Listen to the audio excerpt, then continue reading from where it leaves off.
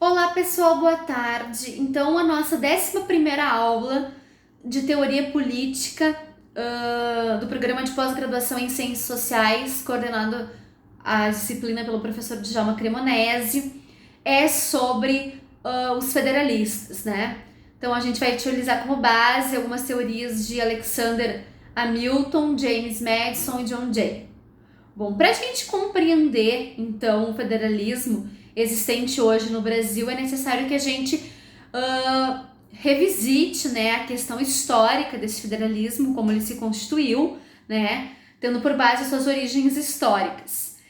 Com ênfase, então, obviamente, no sistema norte-americano e tendo por base a obra Os Federalistas, que a gente vai tratar nesse vídeo hoje. Então, sobre a gênese da forma de Estado denominado federalista, a maioria dos estudiosos vai afirmar que se trata de um fenômeno moderno, de um debate recente que data então do século XVIII, mais ou menos, né? A partir então do que? Da Constituição dos Estados Unidos da América, datada de 1787, portanto, século XVIII.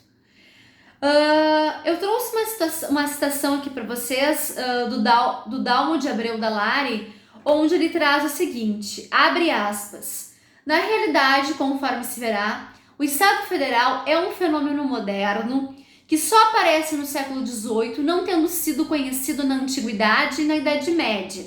Sem dúvida, houve muitas alianças entre estados antes do século XVIII, mas quase sempre temporárias e limitadas a determinados objetivos, não implicando a totalidade dos interesses de todos os integrantes. Então, o Estado Federal, para esse autor, nasceu realmente com a Constituição dos Estados Unidos, da América, né, que a gente já viu que é de 1787. E por que esse Estado Federalista nasceu? Na visão dele, é para pôr fim ao caos instalado na América sobre os artigos da Confederação. Realizou-se então um esforço, tendo à frente James Madison, Alexander Hamilton e George Washington, que culminaria na Convenção de Filadélfia, a qual transformaria a frágil confederação, guardem essa terminologia, confederação, em uma união mais íntima e definitiva, que seria a forma federativa de Estado. O que significa isso, pessoal? Significa que a América, a partir desse momento, passa a ser estruturada sobre auspícios de uma Constituição e não mais de um tratado, certo? Então, deixa de lado uma frágil aliança de estados para consolidar uma estreita ligação entre o povo. E aí estava agora, então, formada a Federação Norte-Americana. Então, uma observaçãozinha aqui. Entre os clássicos da filosofia política, né, como a gente já falou, merecem destaque o James Madison, o Alexander Hamilton, o John Jay, pela valiosa contribuição que deram à teoria política nessa questão magistral sobre os esforços realizados em busca dos estudos sobre os estados federalistas, tá?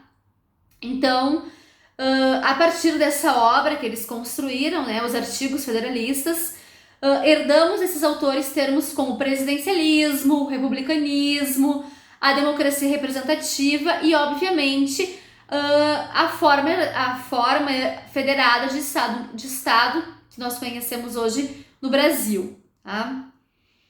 Bom, então a concepção moderna de federalismo, ela nasceu num contexto no qual os seus teóricos tinham por objetivo, como a gente já viu, por fim, a frágil aliança proporcionada por uma forma de união de estados, que era a confederação, né? Então, a todo momento existe esse questionamento a esse formato de confederação, tá? E aí, para isso, eu trouxe uma outra citação de Dallari para a gente conseguir se situar um pouco melhor, tá? Então, abre aspas, a união faz nascer um novo estado e, concomitantemente, aqueles que aderiram à federação perdem a condição de estados. A base jurídica do Estado Federal é uma Constituição, não um tratado. Na federação não existe o direito de secessão. Uma vez efetivada a adesão de um Estado, este não pode mais se retirar por meios legais. Então, só o Estado Federal tem soberania. Os estados que ingressaram na federação, eles perdem sua soberania no momento em que ingressam, né, preservando, contudo, uma autonomia política limitada. No Estado Federal, então, as atribuições da União e das unidades federadas são fixadas na Constituição, por meio de uma distribuição de competências. Então, cada esfera, né, tem uma competência própria e o poder político é compartilhado pela União e pelas unidades federadas. Os cidadãos do Estado que aderem à federação, eles adquirem a cidadania do Estado federal e perdem a anterior. Tá? Então, fecha aspas aqui na citação do Delary. Uma observação, certo? Outra observação. A adoção do princípio federativo pelo Brasil, ela tem como base teórica, como nós já vimos, a Constituição Americana de 1787, o que não significa de maneira nenhuma que o federalismo no Brasil seja tal qual os Estados Unidos. Não é isso, né?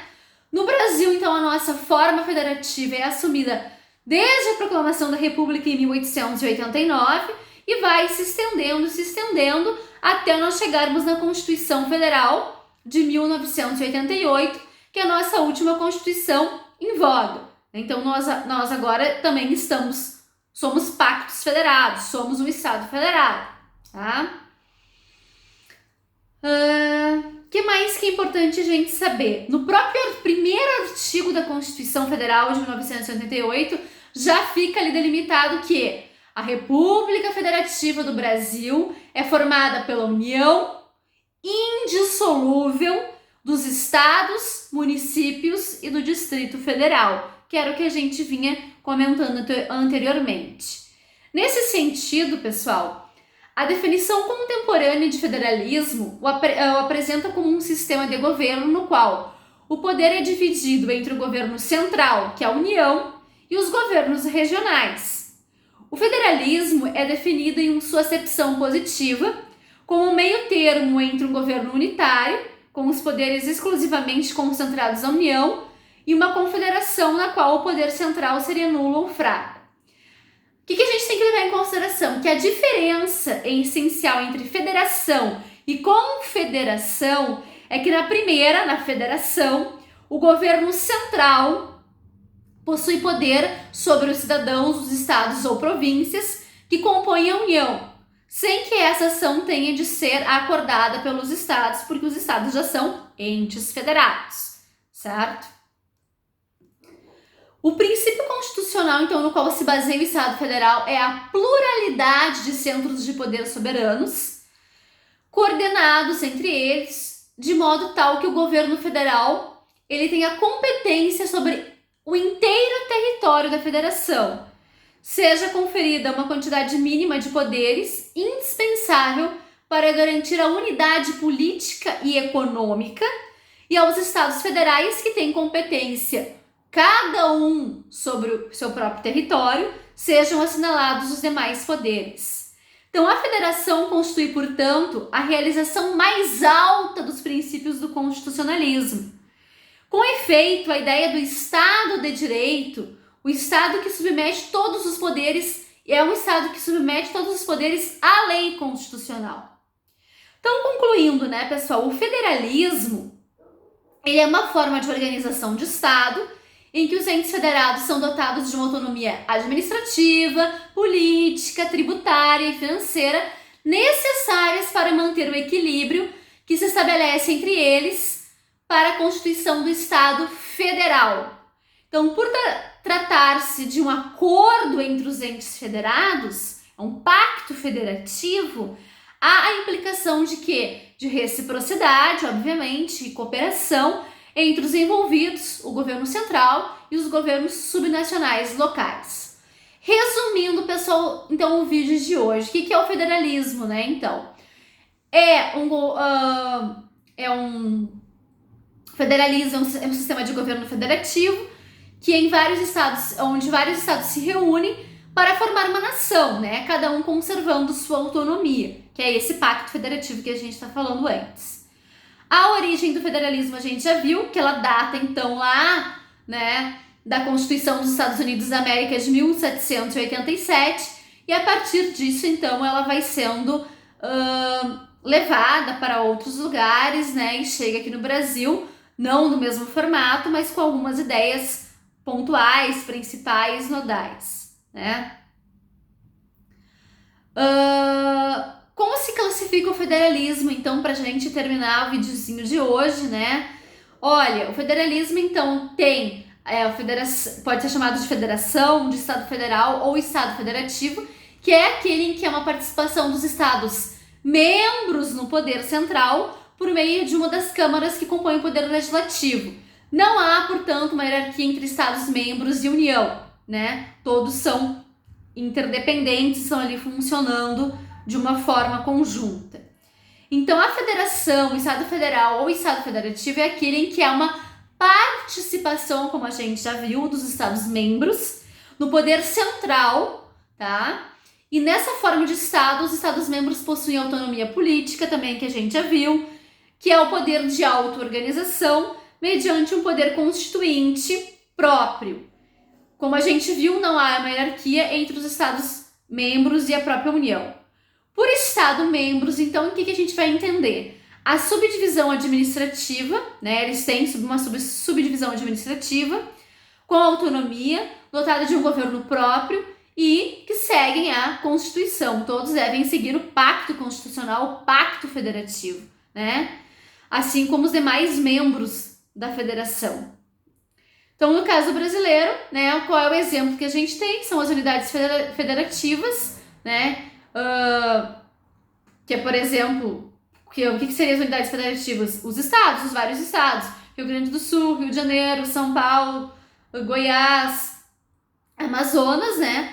E a União, então, que fica posicionada geograficamente em Brasília, mas ela é, então, o ente que vai, onde todos os demais membros fazem parte desse pacto federativo, certo? Ela é como se fosse um ente soberano que vai estar digitando as regras, né, junto com os Estados membros. Não existe essa hierarquia de quem é maior e quem é menor dos Estados membros.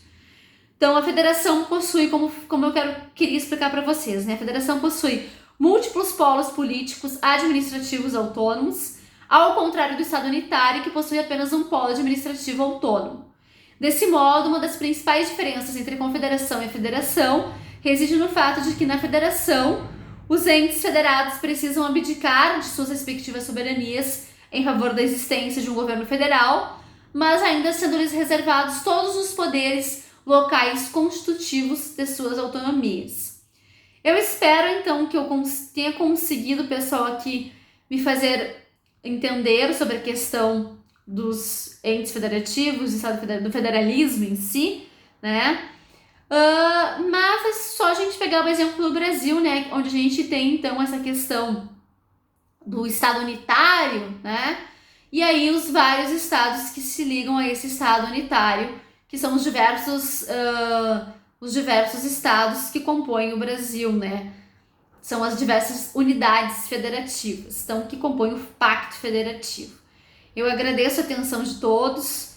Eu acho que me confundi um pouquinho aqui, mas peço desculpas, tá? É um tema que é a primeira vez que eu estou, assim, trabalhando. E eu espero que tenha conseguido esclarecer alguns pontos para vocês no vídeo. Muito obrigada pela atenção de todos.